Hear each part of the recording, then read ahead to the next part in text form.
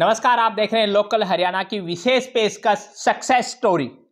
हमारे साथ नविशा हैं, डॉटर ऑफ रवि प्रकाश, गांव गागड़वास।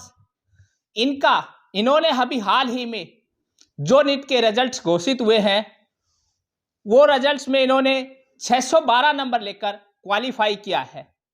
और आज उनसे हम जानेंगे कि किस प्रकार की तैयारियां करती थी और जो क्वालिफाई किया है, किन किन लोगों का इसमें सहयोग रहा है, किस संस्था से पढ़ी है, पेरेंट्स ने किस प्रकार से सहयोग किया, उनसे जानते हैं। नविशा, आपने जिस प्रकार से नीट क्वालिफाई किया, उसके लिए सबसे पहले लोकल हरियाणा न्यूज़ की तरफ से आपको बहुत बहुत बधाई। Thank you sir.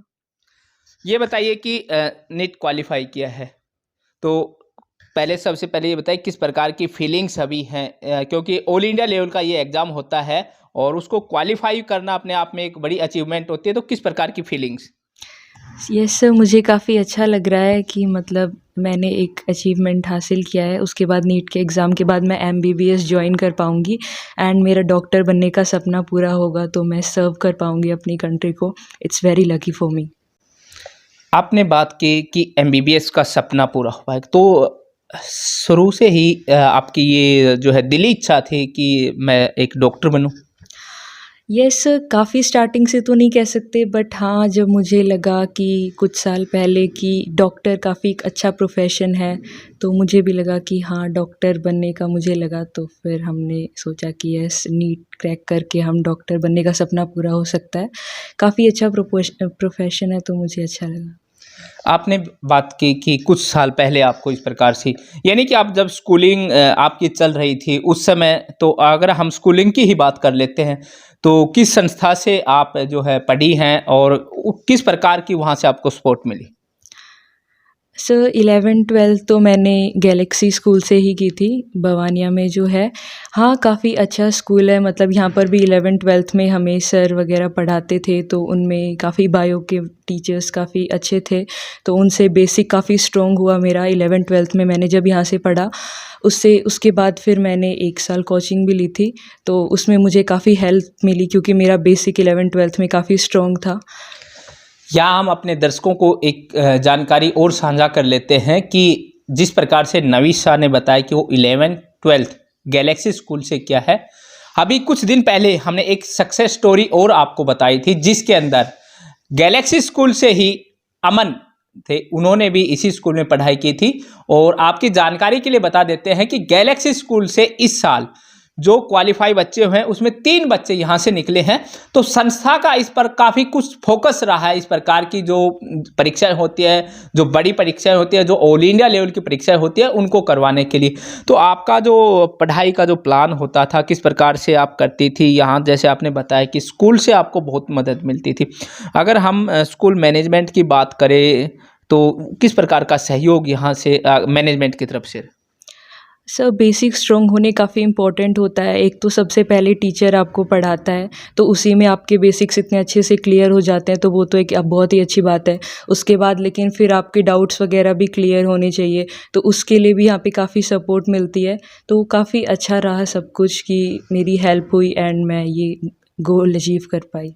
बहुत से बच्चे इस प्रकार की जो बड़ी परीक्षाएं होती है काफ़ी सालों तक जो है कोचिंग वगैरह लेते हैं, तो क्या आपने भी कुछ इसके लिए कोचिंग की हेल्प ली?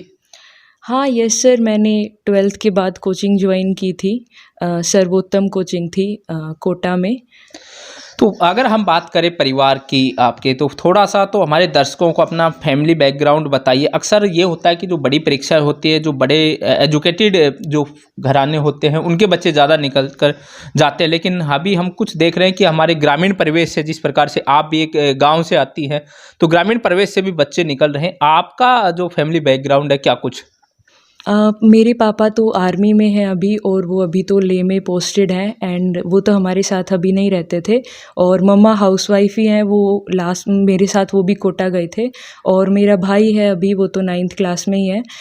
इनके पापा आर्मी में हैं, देश सेवा कर रहे हैं, मम्मी एक गृहिणी है, लेकिन अपनी बच्ची को सफल बनाने के लिए वो भी यहाँ गांव से उठ कर के बच्ची जहाँ कोचिंग कुछ दिन के लिए गई थी, एकेडमिक जो क्वालिफिकेशन जो थी, वो जो एकेडमिक जो इन्होंने पढ़ाई की थी वो गैलेक्सी स्कूल से की है। उसके बाद जो इनको समय मिला +2 करने के बाद, तो कुछ समय के लिए ये कोचिंग के लिए कोटा गई, वहाँ जो है इनको सपोर्ट दिया गया। आपका पढ़ाई का क्या कुछ प्लान होता था? जैसे कोचिंग भी लिया आपने, सेल्फ स्टडी के बगैर तो इस प्रकार की अचीवमेंट हासिल हो ही नहीं सकती।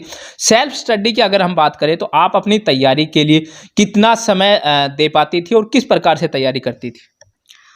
Sir 6 to 7 hour self study भी ज़रूरी होती है। अगर आप कोचिंग जा रहे हैं तो कोचिंग में 5 टू 6 आवर्स अगर कोचिंग लेती है तो आपको 6 टू 7 आवर्स सेल्फ स्टडी करनी चाहिए। मैं लगभग इतना ही 10 टू 12 आवर्स का स्टडी ही करती थी। उसी में बस आपको क्वेश्चंस पे ज़्यादा ध्यान देना चाहिए, क्योंकि इसमें टाइम का, नीट एक ऐसी एग्ज़ाम है जिसमें टाइम का थोड़ा ज़्यादा इंपॉर्टेंस होता है। तो आपको सब कुछ आते हुए भी आप इतना अच्छा नहीं कर पाएंगे अगर आपकी क्वेश्चंस पे कवर अप नहीं है। तो हमें क्वेश्चंस प्रैक्टिस बहुत ज़रूरी करना चाहिए, और उसके बाद बस रेगुलर रिवीजन भी काफ़ी ज़रूरी है।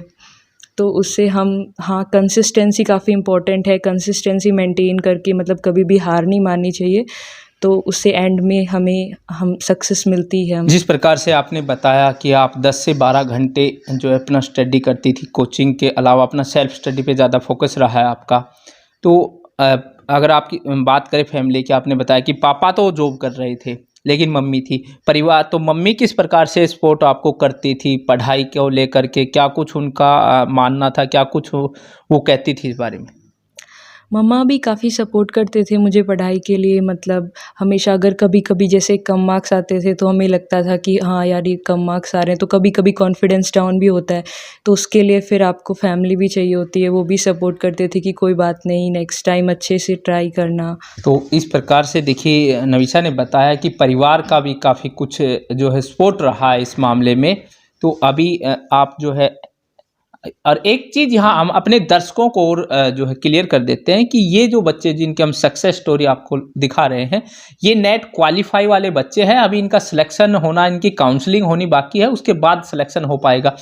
तो जब आप इस फील्ड में आ रही हैं, तो क्या कुछ जो है आपने इसके लिए अपना जो रखा है कि आप किस प्रकार से देश सेवा करेंगी, और क्या कुछ आपका प्लान है इसको लेकर? अभी तो स्टार्टिंग ही हुई है, इतना मुझे भी नहीं पता कि क्या होता है, बट अभी तो मैंने नीट क्लियर किया है, तो हम एमबीबीएस, मुझे होप है कि एक अच्छे से कॉलेज में एमबीबीएस के लिए ज्वाइन करेंगे। उसके बाद एमबीबीएस का कोर्स होगा, उसके बाद फिर अभी तो काफ़ी मतलब चल रहा है कि नीट पीजी होता है, बट उसके बाद नेक्स्ट वगैरह काफ़ी कुछ चेंज भी हो रहा है, वो आगे जो होगा देखेंगे। चलिए, बहुत अच्छी बात है कि अभी आप जो है एक अच्छे से कॉलेज में, हम ये कामना करते हैं कि आपको एक अच्छा सा कॉलेज मिले जिसमें आप अपनी पढ़ाई जो है जारी रख पाएँ, और आने वाले समय में जो है, क्योंकि एक डॉक्टर का एक ऐसा पेशा है नविशा, जिसको लोग भगवान के रूप में पूजते हैं। तो हम आपसे भी यही आशा करेंगे कि आने वाले समय में जब भी आप किसी हॉस्पिटल में जाएं तो अपने पेशेंट को लेकर के एक पॉजिटिव जो है थिंकिंग रखें। हाँ, यस सर, बिल्कुल। डॉक्टर्स को सभी उनके हाथ में, मतलब सभी उन पर इतना बिलीव करते हैं, किसी की लाइफ उनके हाथों में अगर कोई रखता है तो कुछ बिलीव के साथ ही रखता है। मैं भी बहुत लकी हूँ कि मुझे ऐसा कुछ करने का चांस मिलेगा कि मैं किसी की लाइफ सेव कर पाऊँगी या लोगों की हेल्प कर पाऊँगी। जो बच्चे आने वाले समय में थोड़ा सा इस फील्ड में आना चाहते हैं, जिनकी सोच है कि वो भी एक डॉक्टर बने, तो क्या कुछ उनके लिए एक संदेश छोड़ना चाहेंगे आप?